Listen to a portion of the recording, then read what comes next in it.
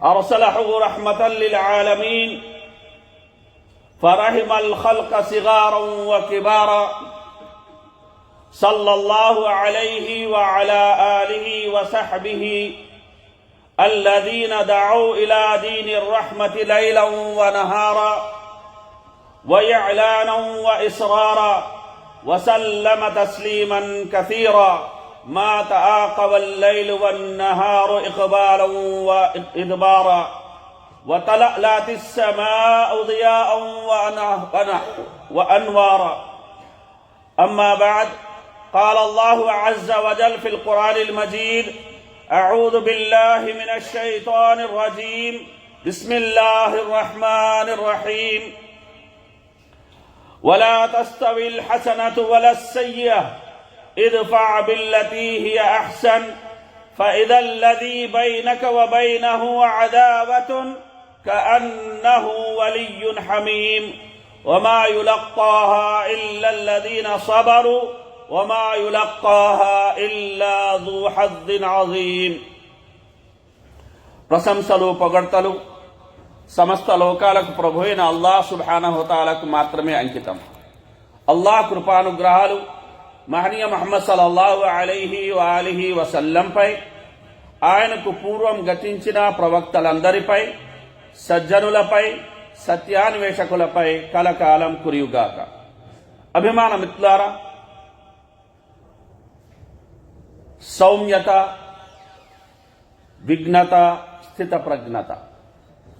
అల్లాహ్ సుబ్హానహు వ తఆలా ఖురాన్లో సెలవిస్తున్న మాట: వలా తస్తవిల్ హసనతు వలస్ సయ్యిఅ. మంచి చెడు ఒకటి కాజాలవు. ఓ ప్రవక్త, నీవు చెడును శ్రేష్టమైన మంచి ద్వారా తొలగించు.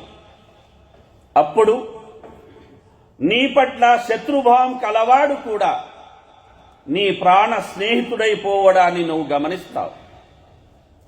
ఈ సుగుణ యోగం సహనవంతులకు తప్ప మరెవరికి సాధ్యం కాదు. ఈ స్థానం అదృష్టవంతులకు తప్ప మరెవరికి దక్కదు. అభిమాన మిత్రులారా, సౌమ్యత అంటే మృదు స్వభావం, దయ, వినయం. విఘ్నత అంటే జ్ఞానం, వివేకం, మంచి చెడు తెలిసిన పరిణతి. ఈ రెండు గుణాలు కలిసి ఒక వ్యక్తిలో దయతో కూడిన తెలివితేటలు, సంయమనం, ప్రశాంతతను ప్రతిబింబిస్తాయి. సౌమ్యత మాటల్లో, చేతల్లో కనిపిస్తే విఘ్నత ఆలోచనల్లో, నిర్ణయాల్లో వ్యక్తమవుతుంది. ముఖ్యంగా కష్ట సమయాల్లో వివేకంతో వ్యవహరించడానికి సహాయపడుతుంది. తద్వారా స్థిరమైన బుద్ధి, స్థిరమైన జ్ఞానం మనిషికి ప్రాప్తిస్తాయి. అంటే అదే స్థితప్రజ్ఞత. సుఖాలు, లాభ నష్టాలు, శీతోష్ణలు, మన్ననలు, అవమానాలు వంటి ద్వంద్వ భావాలకు అతీతంగా ఏ పరిస్థితుల్లోనైనా చలించకుండా సమచిత్తంతో సముచితంగా స్థిరంగా ఉండడం.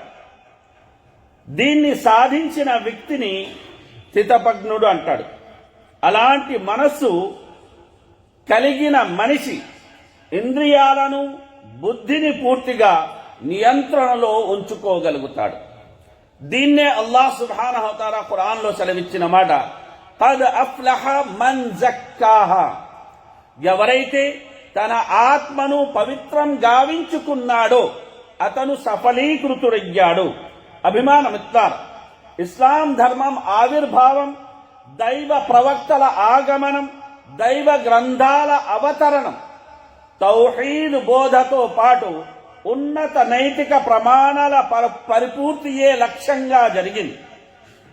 మనిషి తన ఉత్తమ నడవడిక ద్వారా మహామనీషిగా, మహాత్మునిగా ఎదగాలన్నదే సర్వలోక సృష్టికర్త అయిన అల్లాహ్ సుబ్హానహు వ తఆలా యొక్క అభిమతము, అభిలాష కూడా.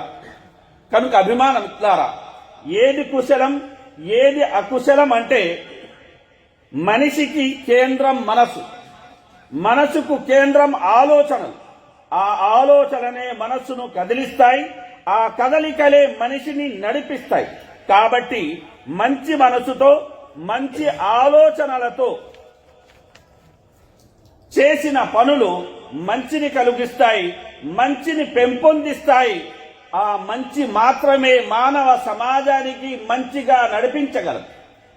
మనుషులను దుఃఖం నుండి దూరంగా ఉంచి దుఃఖమనే ఊబిలో దిగబడకుండా రక్షిస్తూ సుఖవంతంగా ప్రశాంతంగా ధైర్యంగా బతికేలా చేసేది కూడా ఈ మంచి. కాబట్టి మనిషి అన్ని విధాల ప్రశాంతంగా ధైర్యంగా అతను జీవించాలంటే అతను మంచి పనులంటే కుశల కర్మలు చెయ్యాలి. తృష్ణ, ద్వేషం, మోహం ఈ యొక్క కర్మలు ఏవైతే ఉన్నాయో ఇవి అకుశల కర్మలుగా ఉంటాయి. అయితే మనిషిలో అధిక శాతం అనేది రాగము, ద్వేషము, కామము, క్రోధము, మదము, మత్సర్యం అనే ఈ అవలక్షణాలు అనేవి చోటు చేసుకొని మనిషి సైతం ఈ అవలక్షణాలకు బానిసై ఎదుటి వారిని ఇబ్బంది కలిగిస్తూ ఉంటాడు. చివరికి తనను తాను కూడా అతను దుఃఖపు సముద్రంలో ముంచుకుంటూ ఉంటాడు సోదరులారా. కాబట్టి అభిమాన మిత్రులారా, మనిషి తనలోని దుర్లక్షణాలను వీడి అతను విఘ్నతతో వ్యవహరించడంతో పాటు సౌమ్యత, సఖ్యత, స్థితప్రజ్ఞత అనేక గుణాలను అతను అవలంబించాలి, అలవాటుగా చేసుకోవాలి. అభిమాన మిత్రులారా, తనపై గురి చీసి కొట్టే రాయి కొట్టే ఒక చెట్టుని కనుక మనం గమనించినట్లయితే అది రాయి దెబ్బ తిని కూడా ఫలాన్ని అందిస్తుంది. అదేవిధంగా మనిషి సైతం ఎదుటివారు అతనికి ఒక కీడు చెడు అనేది తలపెట్టిన అతను ప్రతిగా హాని అనేది చెయ్యకుండా మేలు చేసే స్థాయికి ఎదగడం అనేది చాలా అవసరం. విశ్వాసుల మాత హజరత్ ఆయిషా రజియల్లాహు అన్హా గారు ప్రవక్త ముహమ్మద్ సల్లల్లాహు అలైహి వసల్లం వారిని ప్రశ్నించారు, ఓ దైవ ప్రవక్త, ఉహద్ మహాసంగ్రామ సమయానికన్నా చాలా కఠినమైన సమయం అనేది మీ జీవితంలో మీకు ఎదురయ్యిందా అని. దానికి ప్రవక్త ముహమ్మద్ సల్లల్లాహు అలైహి వసల్లం వారు ఇచ్చిన సమాధానం, అవును, నేను ధర్మోపదేశము కోసం, సత్యోపదేశము కోసం తాయిఫ్కి వెళ్ళినప్పుడు అక్కడి నాయకులు నా మాటను అంగీకరించకపోగా అలగా జనాలను నా వెంట అనేది నడిపించడమే కాకుండా రాళ్లతో కొట్టించారు. ఆ కారణంగా నా యావత్ శరీరం అనేది రక్తసిక్తమైపోయింది. చివరికి ఓ తోటలో నేను శరణు అనేది తీసుకున్నాను. ఆ సమయంలో అల్లాహ్ సుబ్హానహు వ తఆలాతో నేను దువా చెయ్యగా దైవ దూతల నాయకులైన జిబ్రీల్ అలైహిస్సలాం వారికి పర్వతాల యొక్క పర్యవేక్షకుడైన దూతను తోడుగా చేసి అల్లాహ్ సుబ్హానహు వ తఆలా పంపిన మీదట నాతో అడగడం జరిగింది. మీ మొరను అల్లాహ్ సుబ్హానహు వ తఆలా ఆలకించాడు. మీ జాతి జనం మీ ఎడల ఏ విధంగా వ్యవహరించాడో అల్లాహ్ సుబ్హానహు వ తఆలా చూశాడు. మీరు గనక సైగ చేసినట్లయితే, అనుమతించినట్లయితే ఈ తాయిఫ్ ప్రజల్ని ఈ రెండు కొండల మధ్య అనేది నలిపి నుజ్జు నుజ్జు చేసేస్తామని పర్వత దూత వినయంగా ప్రవక్త సల్లల్లాహు అలైహి వసల్లం వారి ముందర విన్నవించుకోగా ప్రవక్త సల్లల్లాహు అలైహి వసల్లం వారు అన్నారు, ఈ విషయంలో తొందరపడకండి. నేను సర్వలోకాల కారుణ్యమూర్తిగా ప్రభవింపజేయబడ్డాను. కాబట్టి వీరు నా మాటను అంగీకరించకపోయినా వీరి తర్వాతి తరాలు ఖచ్చితంగా నన్ను విశ్వసిస్తారు, నా మాటను వారు అంగీకరిస్తారు అన్న నమ్మకం అనేది నాకు పూర్తిగా ఉంది అని ఆ సమయంలో ప్రవక్త సల్లల్లాహు అలైహి వసల్లం వారు ఆ తాయిఫ్ ప్రజల్ని క్షమించి వదిలేశారు సోదరులారా. కనుక అభిమానం ఇస్తారా, తప్పు చేయడం అనేది మానవ సహజం, క్షమించడం అనేది దివ్య గుణం.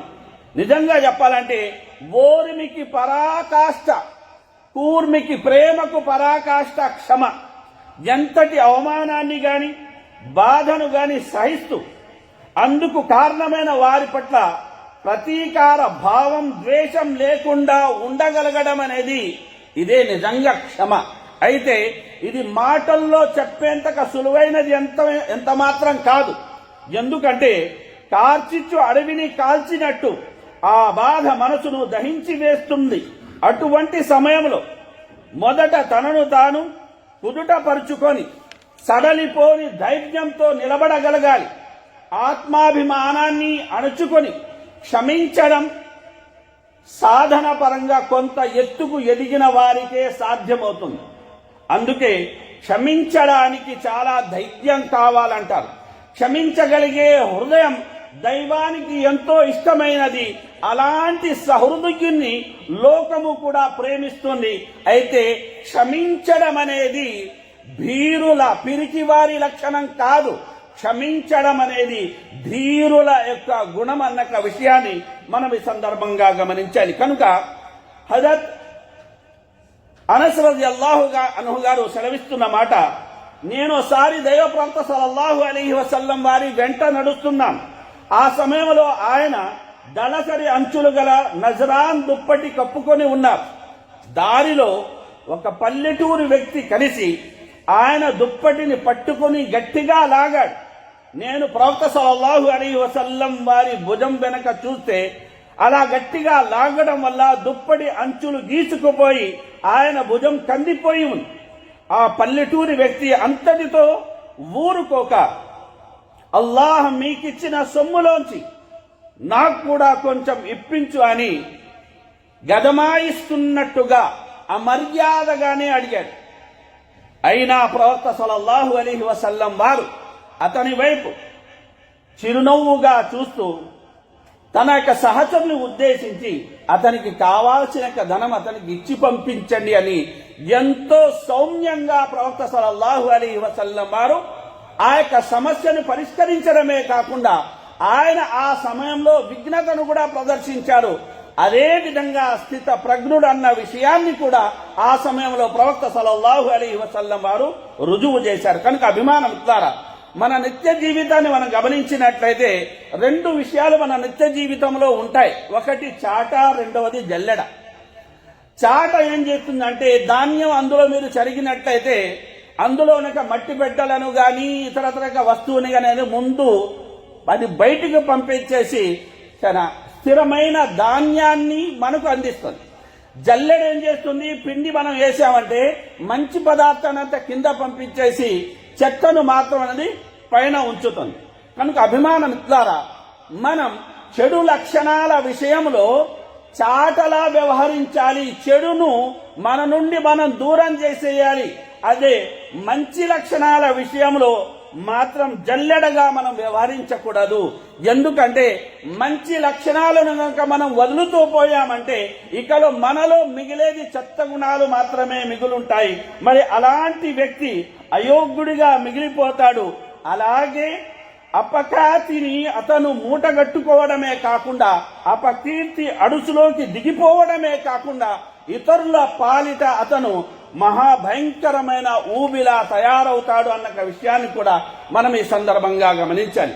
ఇక అభిమానం ఇట్లారా సామాన్యంగా మాట వింటుంటాం, అదేమిటంటే ముళ్ళును ముళ్ళుతోనే తీయాలి అని. నిజంగా ముళ్ళుతోనే తీయాలా అంటే ముళ్ళును ముళ్ళుతోనే తీయాలి, వజ్రాన్ని వజ్రంతోనే కొయ్యాలి అన్న నానుడి అన్ని పరిస్థితులకు అనుకూలించకపోవచ్చు. చెడును ఇద్ఫా బిల్లతీ హియ అహ్సన్, చెడును అత్యుత్తమైన మంచితో తొలగించు అన్న అల్లాహ్ ఆదేశం అందరికీ అన్ని వేళలా ఆచరణీయం. చెడును మంచి ద్వారా ఎదుర్కోవడం మనలోని అత్యుత్తమ నైతికకు నిదర్శనం.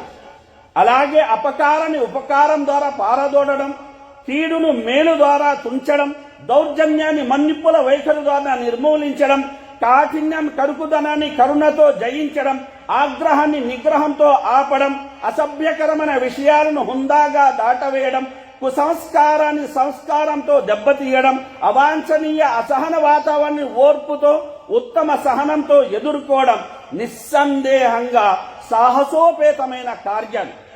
చెడు చేటు చేస్తుంది, మంచి కీడు చెయ్యదు. ఆ విషయానికి వస్తే వలా తస్తవిల్ హసనతు వసయ్యా, మంచి చెడు ఏ స్థితిలోనూ సమానం కాదాలవు. ఫలితంగా శత్రువు మిత్రువు అవుతాడు, అంటనట్టుగా ఉండేవాడే ఆత్మ బంధువు అవుతాడు. ఇది అక్షరం గీసిన రాత కాదు సోదరులారా, అక్షరుడైన అల్లాహ్ సుబ్హానహు వ తఆలా ఆడిన మాట. కనుక అల్లాహ్ అంటున్నాడు, ఆ తర్వాత నువ్వే చూస్తావు, నీకు తనకు మధ్య బద్ధ విరోధం ఉన్న అతను సైతం నీకు ప్రాణ స్నేహితుడైపోతాడు. అయితే ఇక్కడ ఒక షరతు ఉంది, అదే ఓర్పు సహనం. ఎందుకంటే ఈ భాగ్యం సహనవంతులకు మాత్రమే లభిస్తుంది, దీన్ని గొప్ప అదృష్టవంతులు మాత్రమే పొందగలుగుతారు అని స్వయంగా అల్లాహ్ సుబ్హానహు వ తఆలా సెలవియడం అనేది జరిగింది. కనుక అభిమాన మిత్రులారా, మసిని పసిమి చెయ్యాలన్నా, అంటే బొగ్గుని బంగారం చెయ్యాలన్నా, వజ్రంగా మార్చాలన్నా, మిసిమి అంటే కాంతివంతమైన క్రాంతి శాంతి భావాలను సర్వత్రా వ్యాపింపజెయ్యాలన్నా, నేల 4 చెరువుల ప్రేమానురగాలు పరిమళించాలన్నా మన వద్ద ఉన్న ఏకైక మార్గం మానవ సేవ.